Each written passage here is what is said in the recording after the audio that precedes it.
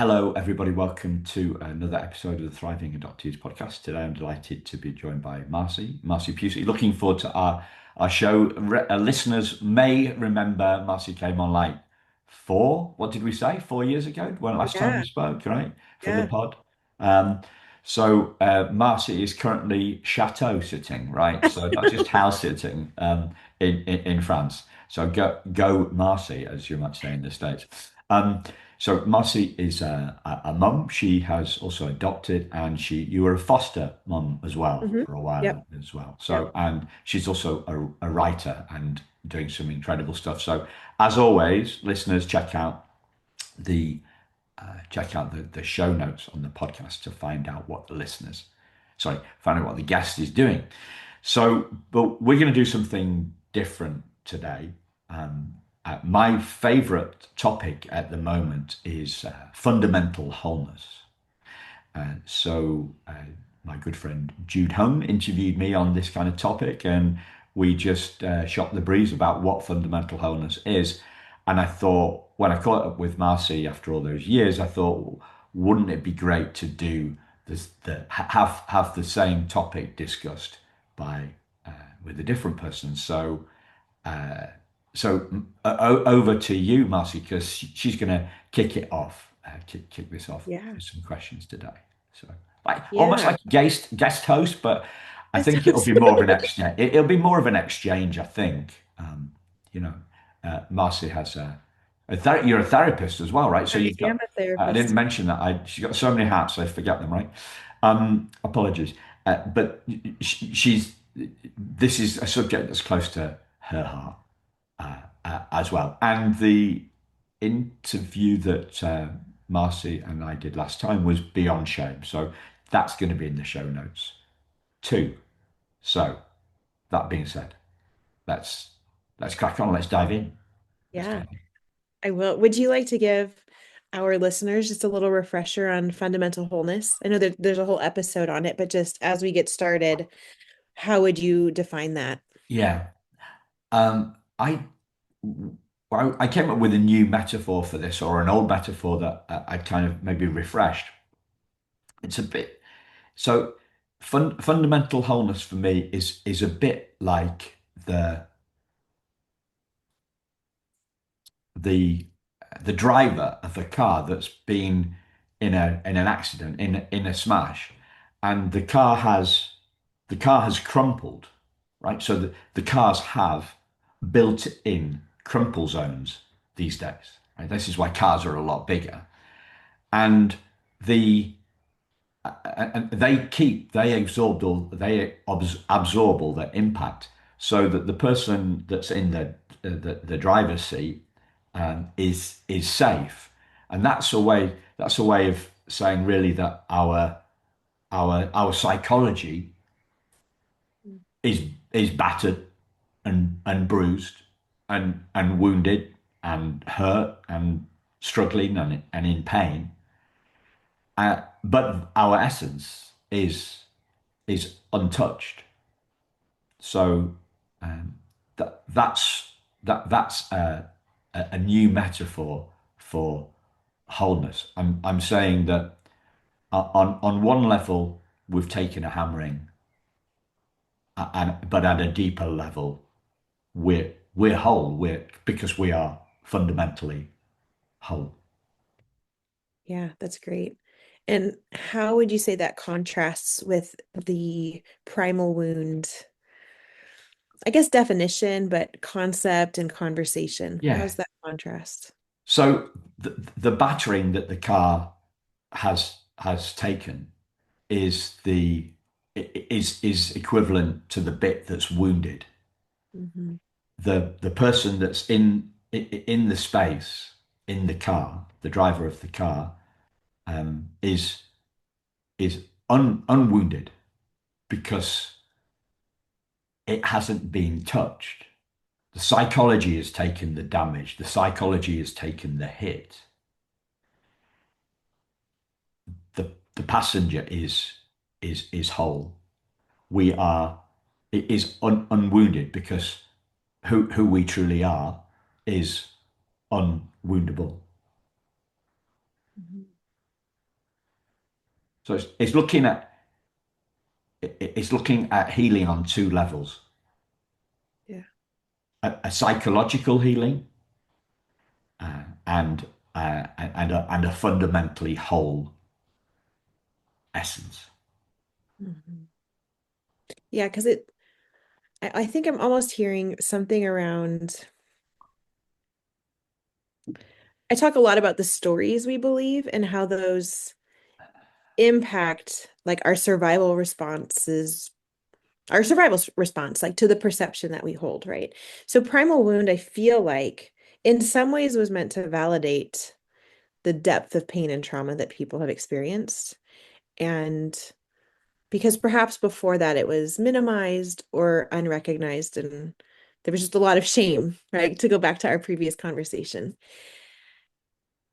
And what you're saying is that there's still injury, but it's not now the sum like total of who you are, which maybe primal wound does a little bit, would you say? Like not that you are your wound, but just that there is sort of an irreparable damage that's going to impact you, and therefore that's why you struggle with the way in the ways that you struggle.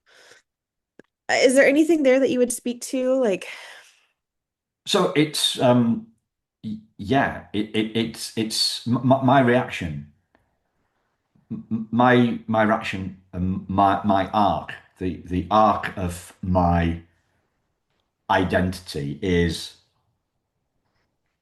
mm. I I didn't think I was wounded till I read The Primal Wound. Oh, okay, sure. I had some suspicion that I might be, Huh. but in my heart of hearts, I I'd been through some learnings and knew that not believe, didn't believe myself to be primarily wounded. Then I read the so I was trauma blind, right? Yeah. Uh-huh. Yeah. Then my trauma was validated, as you say, right? The Mm. book validates us. So there was a relief at becoming at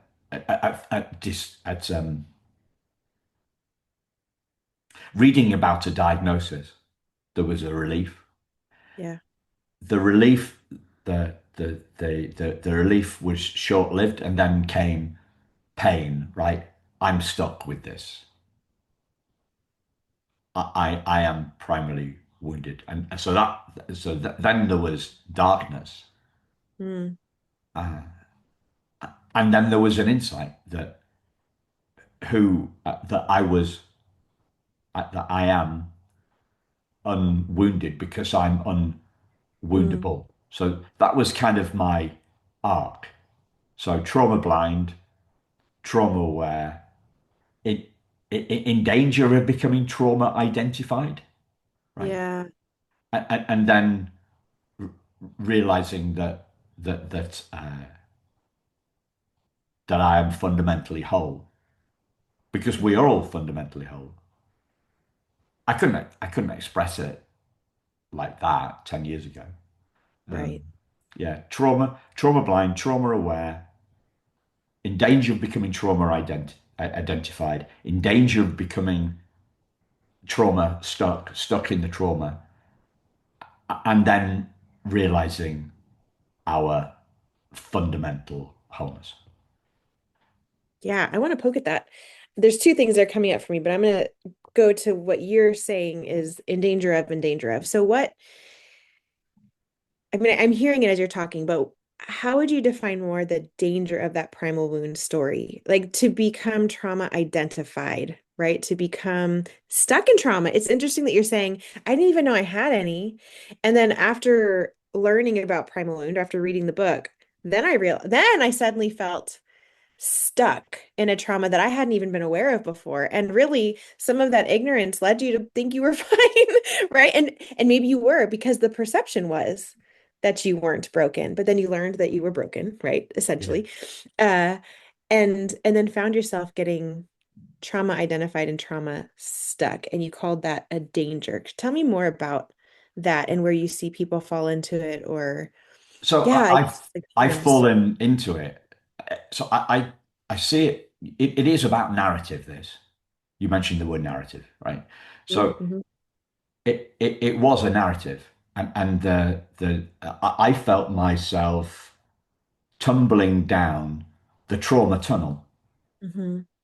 So if the lower, like, so it's at ground level, right? The entrance to the trauma tunnel is at ground level, and uh, we stumble into that we stumble into that trauma tunnel and keep kind of keep going, and the light behind us is getting darker. Sorry, the light behind us is getting further and further away as we Yeah. move forwards.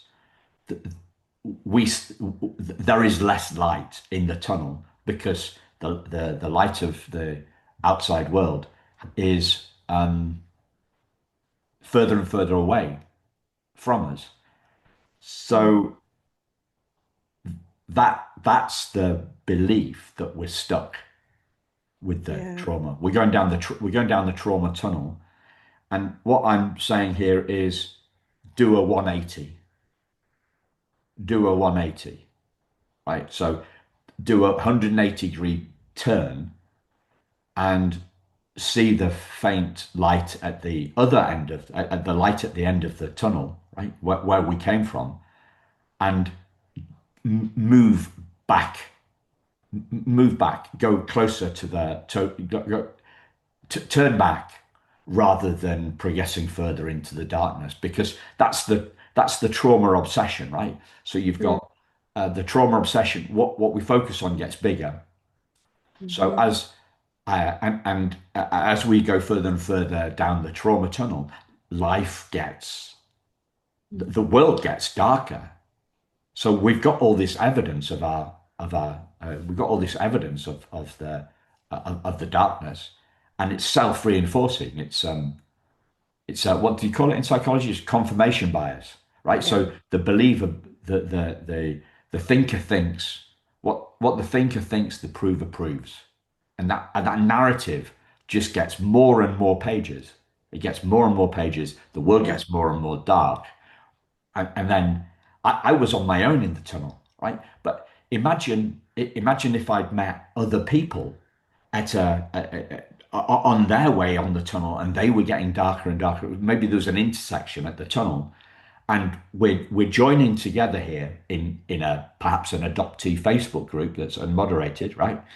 And everybody else is they've all been on their unique path, and but we've got to a chamber on this path, and we're all reinforcing the darkness, and Yeah. so we all go further and further down this trauma tunnel together. We validate one another's trauma, and life gets darker and darker and darker, and more of us kind of join in, because now it's not just my narrative that I'm listening to. Mhm. I've got everybody else's narrative too, which is the reason that these adoptee Facebook groups scare the shit out of me, Mm. Yeah. because everybody's moving further and further down we're trauma bonding, right? We're making new friends. It feels great. It is great. But trauma bonding keeps us stuck to our Yeah. trauma. And it's the opposite way. We're traveling in the wrong direction in the opposite way, and we're losing touch. We're losing sight of the light. We're losing sight of our fundamental wholeness. We're becoming more and more trauma identified. We're becoming more and more trauma obsessed. We're becoming more and more trauma stuck. We're coming, and the world gets darker, and it's scary as hell. Yeah. Yeah. The way you describe it, makes me think, oh gosh, why would anyone stay on that trajectory? Why would they keep going down the darker path and becoming more trauma obsessed? And yet, it's clearly such a dominant story, right? The wound story, the primal wound story is something that people relatively quickly embraced. Again, I think because maybe there was some validation there. So why do you think if it leads to such, I mean, really pain, right? And darkness as you're describing, a movement away from feeling whole and healthy and instead feeling broken and irreparable. Like, why do you think that stays so powerful? Why is that such a powerful story that people keep, I don't know, promoting and pushing and clinging to almost? Because we're not choosing. Mm. We're bowing to authority, right? You're an author. Nancy Yes. Berry is an author. She's an MD, medical doctor, what we call in the UK a GP. She's I think she then became a shrink or a counselor. She did some other qualifications. I'm not 100% sure, but there's the word author is part of the word authority, Mm. right? Mm. So authors have authority, and and we're raised to believe people who are in authority, Yeah. and so take on their we take on their we we we take on their beliefs, and I I didn't believe I was primarily wounded until I read the Primal Wound. I took that belief on. I was I was brought up very honest by my parents, by my adopted parents. Clearly, I was brought up very honest, so I tend to believe things, and I believe, you know, authority figures rather than questioning them. So why do we do this? Because we bow to a greater knowledge Mm. outside of us rather than questioning it. You know, I was listening to a guy this morning. He he's turned he's turned the sports psychology world. He hasn't turned it upside down because he's turned his part of the sports psychology world upside down. And he said, I fundamentally disagreed with the paradigm in the sports psychology, sports coaching world. He fundamentally disagreed with it, and I fundamentally disagree with the primal wound. Be- So you raise a good point because you were taught to sort of submit to authority or believe it, yet you did find in yourself an ability to use your critical thinking and to say, I actually don't agree with this or believe it. And we see that in society quite a lot, right? There's so much division where people seem to be far more comfortable. Some people, I'm not one of these, to be vocal about their criticisms of different thoughts or ideas or paradigms or concepts, and even a rebellion against status quo or different things like that. So I think that you're probably right to some degree that because we read it, we believed it. But we don't believe everything we're told. We don't, which leads me to think there's something about that story that serves us, that's compelling in some way in order for us to take it on as a kind of truth. Right. Because I would say I'm like you. I like to follow the rules. I like to please people. Right. Like I, but even then, I'm going to have limits to what I take on, what I'll do. And yet, so many people have still chosen. I'm going to say there's still an element of choice to ascribe to the primal wound story. So, what is it within the story do you think that's attractive and compelling, even if it's a trick, right? In a sense, not intentionally, but this trick to like, aha, now you're trapped, and now you know you're wounded, and now things are really bad, whereas before you didn't know. But there's something, it seems like there must be something there that's attractive, You went Well, on to say that further down you developed some community and identity around it, but like, is that it, or do you think there's something else? so I think she's accurate in describing our psychology. Yeah. Let me put it more specific. I think that she was right, and I felt she described my psychology. Mm. Okay. So you But resonated. There was something there yeah, where you felt seen. Okay. but I'm not my psychology. Yeah. How my psychology, how I think and how I feel isn't who I am. And we get very confused about that, right? So we say I am happy, and we say I am sad. Well, Huh. our feeling change, our feelings change, our Yeah. feelings change, our thoughts change. So whatever changes cannot be essential to us. She describes our psychology very well. But I think she's describing human psychology.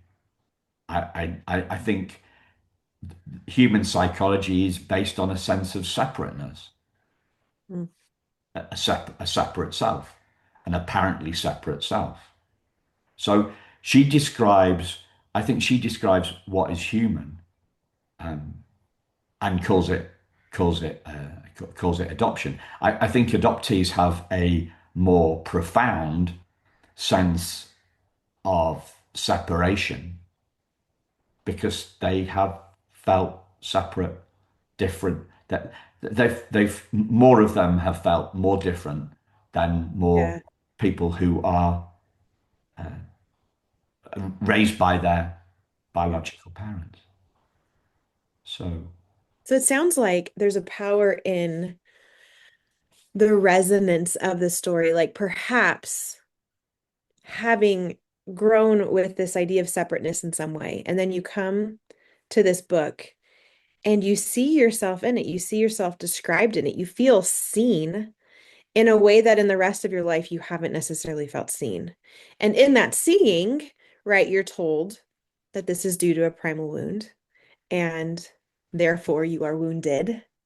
And that might bring some relief, like, okay, I knew something was different. Because everything else here rings true, this must also be true. And then left there, then you go down a dark, yeah, you go down a dark place. But I love where you added that just because you may have a wound doesn't mean you become that wound. I love what you said, that just because you think it or feel it doesn't mean you are that thing. diagnosis is not identity. Uh-huh. We are not our diagnoses. Right? Mm-hmm. We're not a diagnosis. That's not uh, who we are. Yeah. And we saw a shift. This is interesting. We saw a shift in the psychological language that we use, right? A real movement. So I came up through rehabilitation counseling, which includes people who have physical disability as well as psychiatric, emotional, whatever that might be. And the language was always like be person first, person first, person first. They aren't schizophrenic. They have schizophrenia, right? They aren't depressed, they have depression, like changing the language so that the person was seen before the diagnosis. And then what's interesting, so then we all shifted that way, right? We're like, oh, of course, person first. Yes. And I still very much believe that. But you'll find there's been a shift back by some of those communities to say, no, I am that thing. The autistic community, in my understanding, is one of those that wants to be referred to as autistic. I don't have autism, I am autistic. And there's like an identity that has been claimed with that diagnosis where they see themselves as that, right? And so now again in the I'd say therapy community, we're all just like, who wants to have something? Who wants to be something?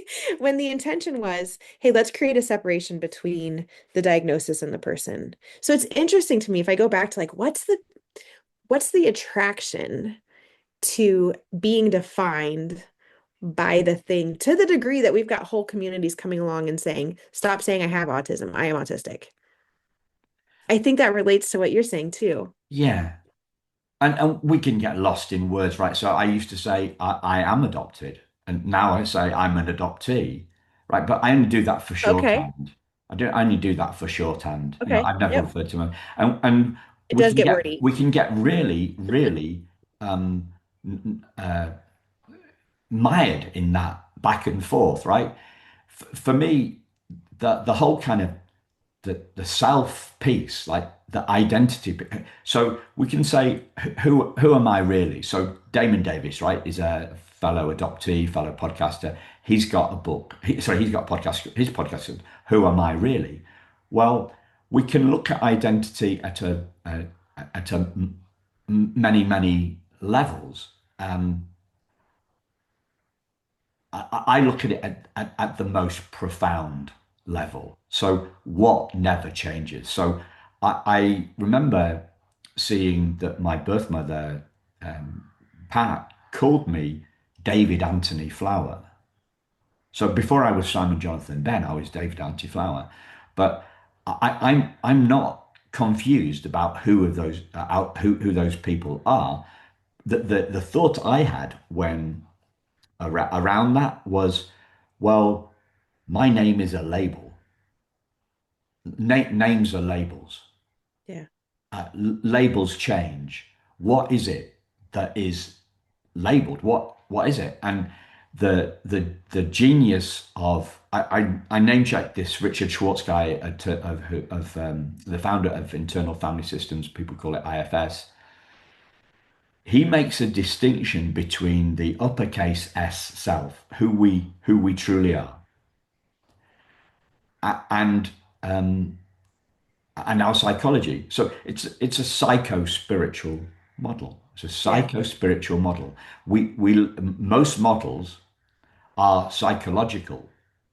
99.9% of models in the therapy kind of world are I would say are psychological. I don't know whether the numbers may be wrong, right? But a psycho spiritual model is about distinguishing between our psychology and our essence. And according to Richard, and his belief tracks mine. We're not our psychology. So when I say self-awareness, I'm talking about the uppercase S self. And the metaphor that I have for that is the rock in rock, paper, scissors. The rock in rock, paper, scissors. So Nancy Verrier would say trauma's like the scissors. Hmm. It has cut us and left a wound. Mm. And yet the truth of rock, paper, scissors is that rock beats scissors because the scissors can't cut the rock. So the scissors are, in my mind, an incorrect metaphor for trauma. It's the paper. Trauma is the paper in rock, paper, scissors. It hides us. It doesn't Mm. harm us. It conceals us. It doesn't cut us, right? Interesting. And Yeah. the rock, what Richard Schwartz calls the uppercase S. In this metaphor, I call the rock, and and in my smashed up car, it's a metaphor that I started with. It's it's the undamaged space. Mm. Yeah. In the Yeah. car. The crumple zone is our psychology. The driver of the car is safe because they're in a cocoon. They're in a space that hasn't been intruded upon by the smash, by the trauma. So Nancy Verrier describes the primal wound as psychological and spiritual, right? But I would say she's wrong. I would say it's psychological. And Yeah, yeah. Yeah. Richard Schwartz would agree with me. I think. And so the power is all in the spiritual part. If I like you're smiling because this is right. Well, whether we're talking religious spirituality or non-religious spirituality, that's where the power is. 670 episodes of the podcast on, right? That's where the power is, and it's hard to express it. Yeah. It's hard to express it. It's easy for Christians that are big believers. They can see it, they can express it, but the world of therapy is dominated by psychological approaches, not psycho-spiritual approaches. The spiritual side has a mystery if we're not a Christian or a strong Christian believer or a strong Muslim, Muslim believer. If we're just kind of dabbling on the outsides of our religion, we don't see what spirit is a mystery Yeah. Yeah. to us. But the biggest power is seeing who we truly are as as the uppercase S self, as the rock in the rock paper scissors matter, as as the safely cocooned driver Yeah. inside the car that hasn't been crumpled upon, or in our identity as Christ. Yeah. The worldly does not touch the non-worldly. Yeah. No, that's so true. And as you say that, I think about perspective because I speak a lot about perspective. I mean, our survival brain is constantly in response to our perception. And we see this all over the place where you've got people in the world who've come through the most horrific tragedies and somehow are the most joy-filled, hope-filled, impactful, inspirational people out there, right? There's Nick is one guy, and I think there's another one. I don't want to get it wrong, but I believe Nick has no limbs. He's has no Yeah. limbs. And his perception, though, is that I'm not defined by my limblessness. I'm a human that has a lot to give. And he goes out and gives it. And people are changed by his story and by his energy, right? But then you can have someone else who also maybe has lost limbs or a totally different tragedy, whose perception around it is, well, now my life is over. I can't do anything. I'm actually a worthless person now. Why do I even exist? Right? It's the story that we believe. And as you're talking, it makes me realize that when I'm referring to perspective, I'm referring to it in such a way that we're trying to get it in alignment with truth. Right? We're not trying to like tell ourselves a better story, like toxic positivity. We're not trying to convince ourselves that something is good when it's not good or true when it's not true in order to function better. In my mind, I want my perception to be more in alignment with truth. And the truth that I'm referring to is going to be, God's truth as I understand it. But I think that's where spirit comes in too. What is my essence? What is the truth of my essence? Now, to your point, not everyone has a foundation for that, right? I can anchor mine in what God's word says, but not everyone has an anchor point or a tether point for what gets to define their essence. But I would still venture to say that we all know there's something bigger than just the labels that we're identifying with. Yeah. Right. And so getting to that place where we can say, is my perception of this experience I've had, as it's been told to me, as I have felt it through feelings or thought it through thoughts, in alignment with the truth of who I really am. So that makes me wonder when you talk about being in that tunnel and you went from like trauma blindness to trauma awareness, which, and in that trauma awareness, there was like, oh, I feel seen and understood. Like someone's speaking my experience and putting it to words. And then that continued for you down a path of almost trauma obsession. You said trauma identity, what if you could rewrite that journey for somebody? What would that look like? Like if you could take that person out of that path and put them on your path of fundamental wholeness, what would that journey look like? We have to have. Uh, so what helped me turn around? Yeah. Yeah. was an Yeah. insight. Okay. Okay. So it was turnaround, or maybe it was a questioning of the belief. Whatever whatever it was, it's an insight drove it. Um, Yeah. some Your people, if you, perspective shifted. yeah, a perspective. So I didn't change my perspective. My Yeah. perspective was changed for me by Okay. an insight, right? So this isn't about, and I've been accused of toxic positivity, but this is not about writing. Um, this is not about writing on our shaving mirror or the mirror we clean our teeth in each morning.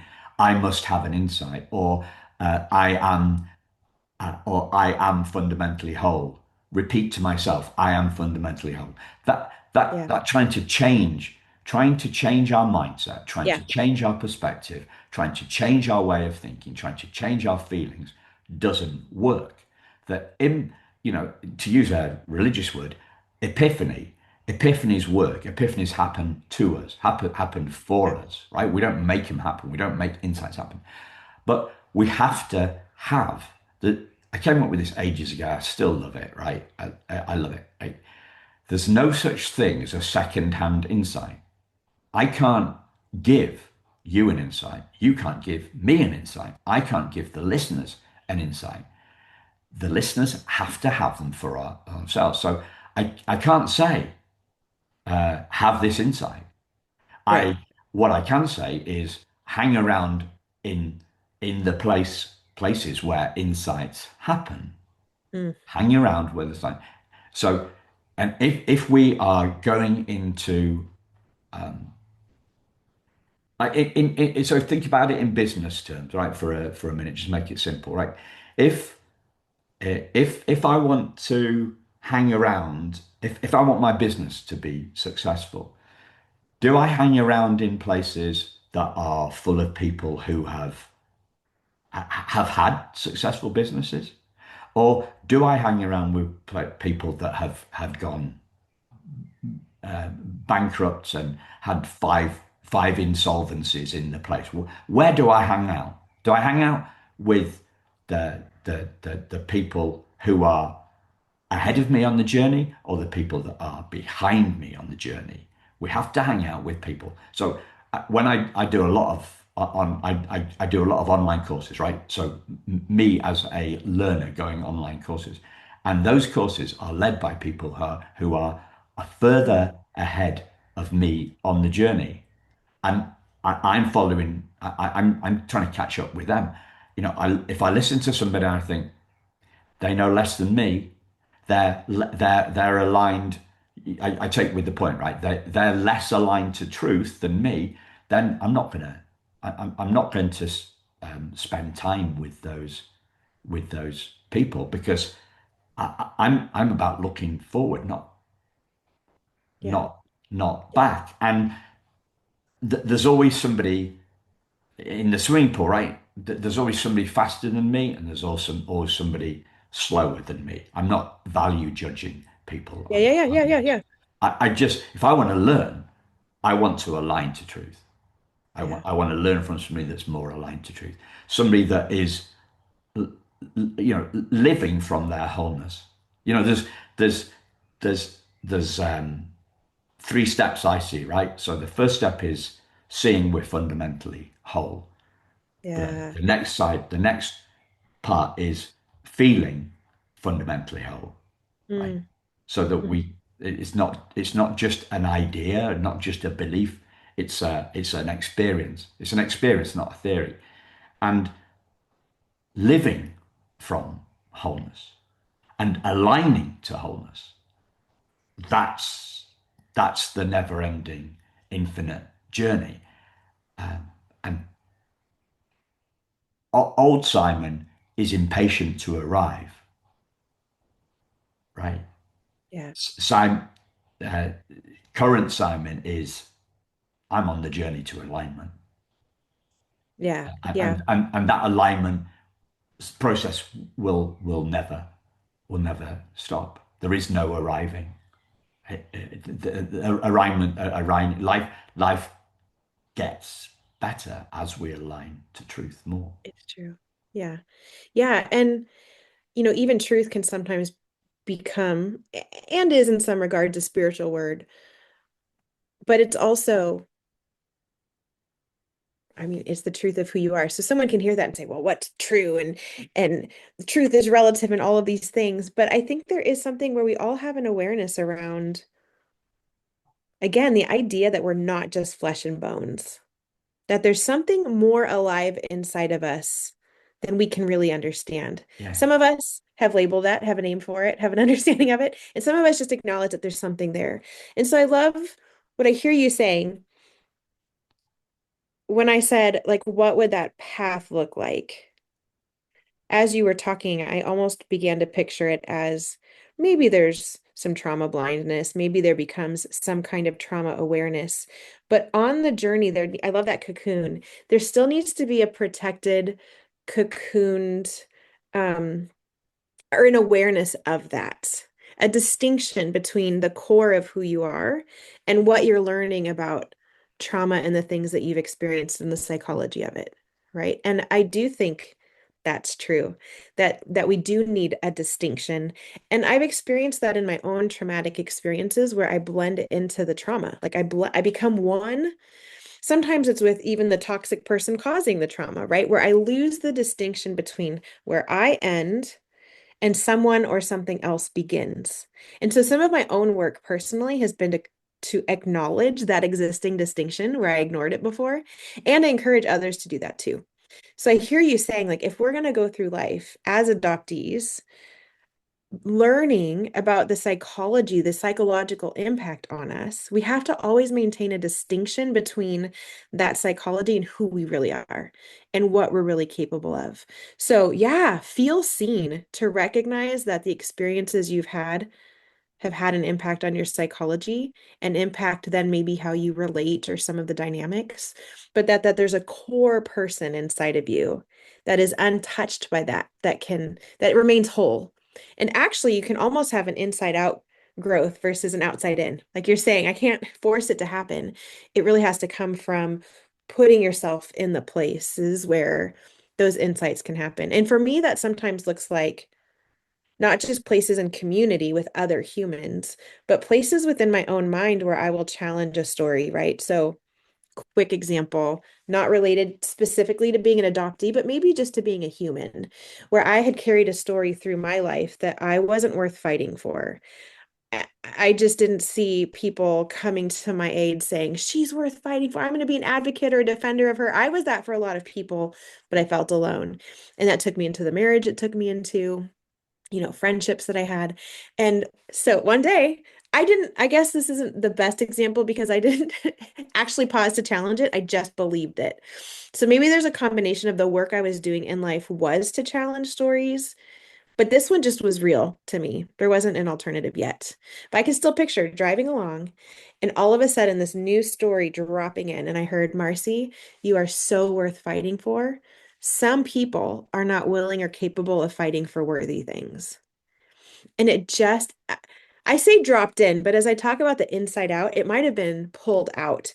This truth came out of that inner essence of me that said, you have got to stop functioning like you don't have worth or value and you're not worth fighting for.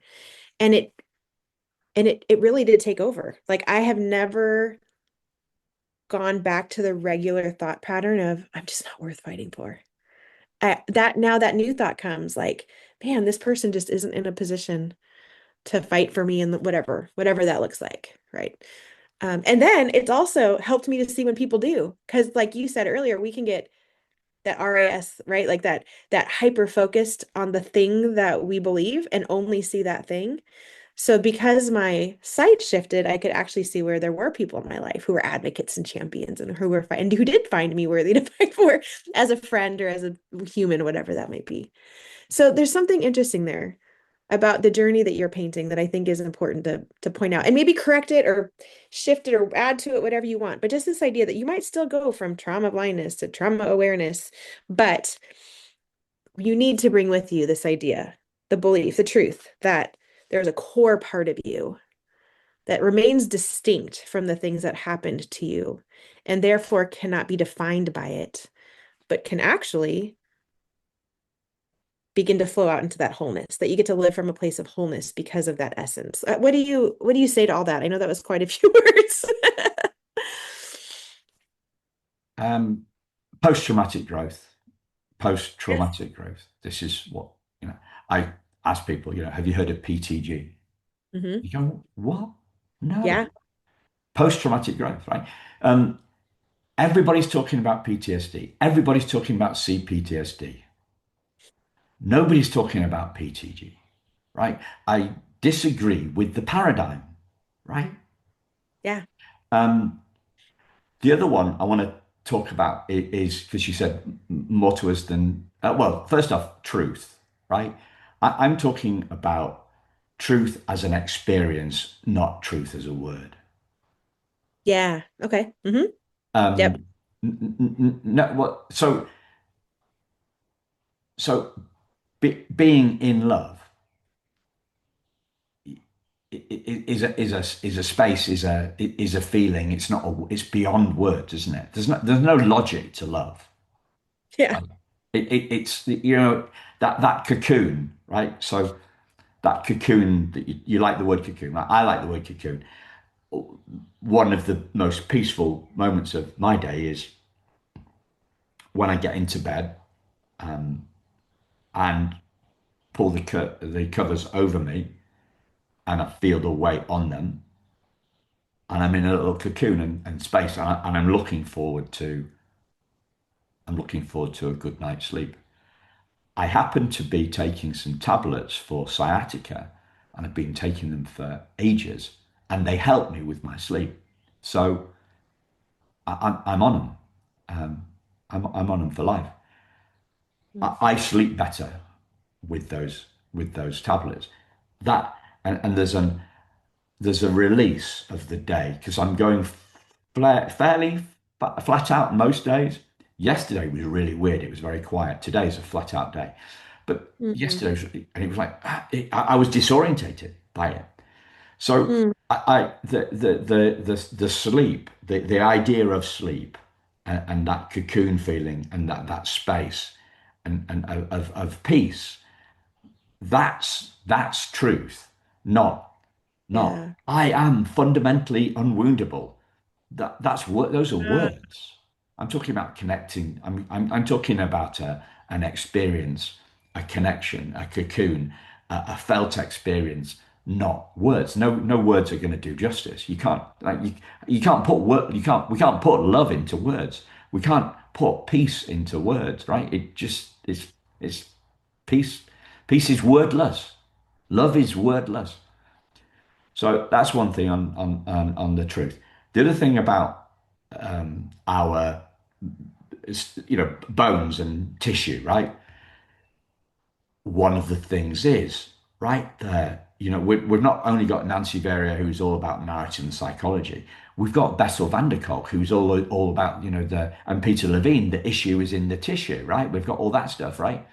But on one level, so how do we rationalize that? Well, on one level, we're not our body, yeah, right? right. And that might seem as denial to somebody, right? I heard one of my teachers talking about this morning. He was answering a question on a course. What about the fact that the body keeps the score? And this is Michael Neal, who he said, well, and he gave quite a long answer, but the essence of it, well, yeah, the body senses things, the body senses things, but we make up the narrative. Yes. Yes. We make up the narrative, or the narrative is made up for us based on our conditioning, right? We don't consciously decide, right? This this feeling.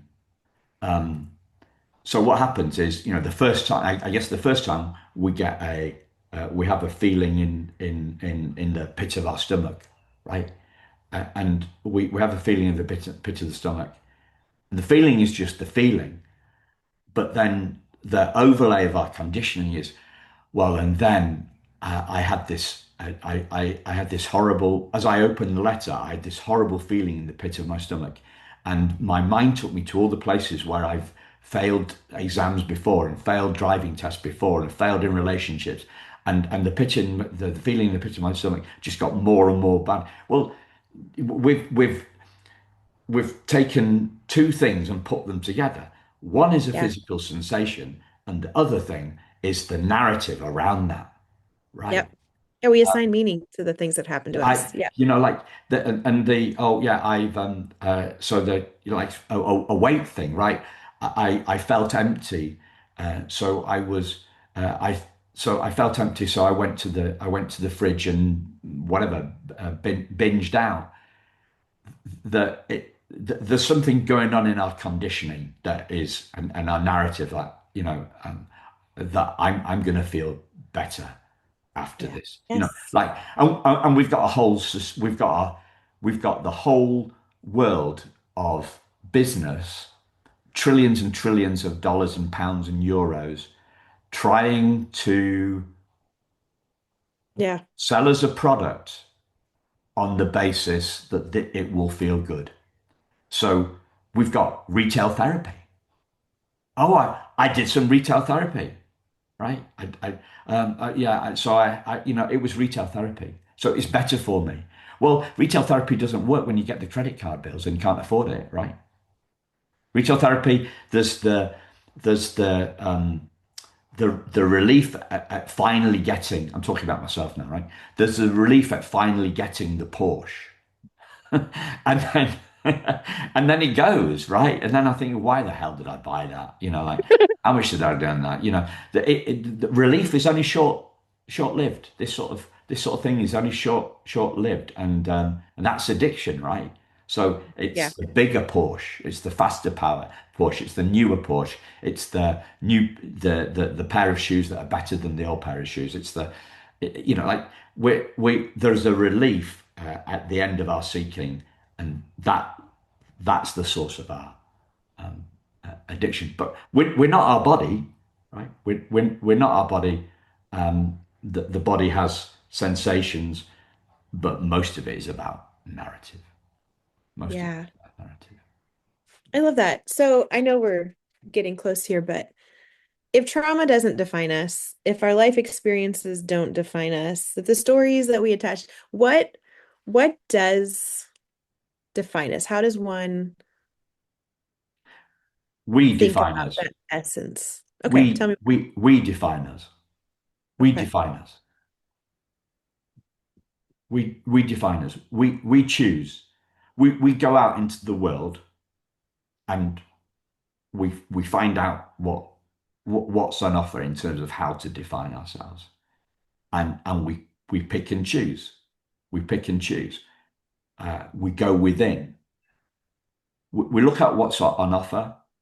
It's like a Google search, right? So you've got a gazillion. You're looking for the ideal place to go on holiday because you're not chateau sitting in France, right? You're looking for a chateau to rent in France to for everybody for that's going to be your happy place, right? So we go out into the world and we look at what different people are saying about who we truly are, and we find something that resonates with us, and we decide who we are. Yeah, there's some good things there. I mean, I guess what I'm aware of as you say that is that in my own life experiences, there were times where I didn't have a frame of reference for anything better than what I saw or knew. So I wouldn't know that the menu was far more grand than the one option that I thought existed. So then to your point, I think about, okay, so when you purposefully put yourself around people who have more life, who have more joy, who have more peace, even though they've been through hard things, right? Like we're not just looking for happy people, but people who have some kind of what we want, right? Where we can see some of our life experience maybe in their story, but somehow they're living with life and joy and abundance and growth, right? The post-traumatic growth. then we begin to see more of what's available. But it can be hard unless you're in a conversation like this or listening to one to even know that exists, that that's even, Why do you think we're doing the why do you think we're doing the freaking podcast, right? yeah, to bring awareness. This Yeah. this is niche playing, right? So Yeah. we're on 140,000 downloads of this podcast, right? So there are plenty other adoptee and adoption podcasts with far more listeners, but we're talking about the road less traveled here. Hmm. It's niche. We're at the bleeding edge, not the Yeah. cutting edge. We're at Yeah. but we're at the bleeding edge. But this is where it's at. This is where the truth is at Yeah. for me. Yep. And if they're listening, if people are listening to the podcast this late on, for 55 minutes into it, right, they're seeing something. Yeah. They're seeing something. We go outside and we go within and we calibrate and we see Yeah. where we are. And Richard Schwartz's uppercase S stuff. The beauty of what he describes is he characterizes he he characterizes that uppercase ourselves. So it's calm, it's confident, it's connected. That that's who we truly are. But he does all that and then spends 99% of his time talking about the psychology and the not and the psychological element and not the spiritual element, which is absolutely nuts in my he's getting wise to that, like he's Yeah. getting wise to that. But we think it's our psychology that we have to improve, Hmm. so we look there, but Yeah. we're not our psychology. Like, so Right. that, we're a blank slate. People say adoptees are blank slates. Well, no, there's trauma on the slate. Well, what that answer the next question is, what's the slate then? Right? Yeah. What's the slate? The Yeah. slate is consciousness, awareness, God, child of God, nirvana, all these different things, right? It's who we truly are. It's the awareness, our consciousness, the space in which our feelings come and go. And I think that's so important because the other maybe problem area that I saw in what you were saying, um, is that, and you actually touched on both. So to bring them together, the world is cued to profit from our belief that we are inadequate in some way, right? That's how they sell us everything, the Porsche, the the mini course, the whatever it might be, right? The food, the retail therapy. They're strategic in connecting with our emotions and convincing us that, hey, you'll be better if, you'll be more happy if, you'll have a more fulfilling life if, because right now you're inadequate, so you need this thing. So if we look to the world to show us that we have this beautiful, protected core essence that's distinct from our psychology and our feelings and our thoughts, we're not going to find it. We're going to actually just end up believing even more so that we must be defective in some way, regardless of our origin story. But that doesn't negate that there are people doing the work like you here that we should spend time with and be around. So there's sort of a bit of wisdom that has to go into determining where those who gets to speak what we're going to believe to us. But then what you touched on that I think is important is that consciousness. There has to be a part inside of us that we also learn to listen to because the world will lie to us for profit. That's how everything is set up, right?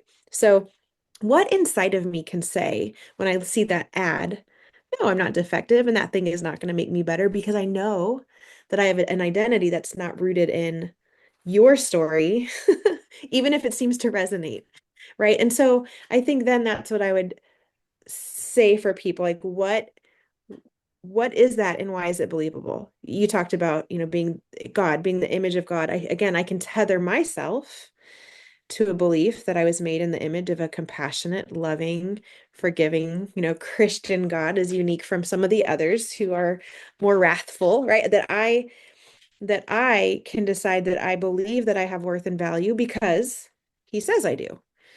So therefore, I can use that as the filter against the messages of the world. For someone who doesn't carry a particular belief, I would still say then you still have to top like to get into that consciousness, that spirit that is inside of you, that essence, as you said, and say, what is true here, even if the world doesn't agree. Not everyone gets to be my mirror, right? So then where does that truth lie? And how do I know when it's in contradiction to what, or when the world is in contradiction to that? So there's almost this balance, I would say, listening to you, between being around people who will call that out of us and having boundaries with people who would call something different, call us down the tunnel into the darkness, but also not relying on everyone around us to be able to tell us the truth, to be able to find that within ourselves. What are your thoughts on that? Look outside and then go within. Mhm, Find your truth. mhm, Not Simon's truth, not Marcy's truth. mhm, Your truth, listener. mhm. Yeah, that's good. And then I know we just said it's not our truths, but then my passion kicks in where I'm like, I do just have a genuine belief that everyone has worth and value, and that that is so often under acknowledged for people in their life experiences, that many people don't Indeed. experience the value they hold or the worth they hold, but that doesn't mean it's not there.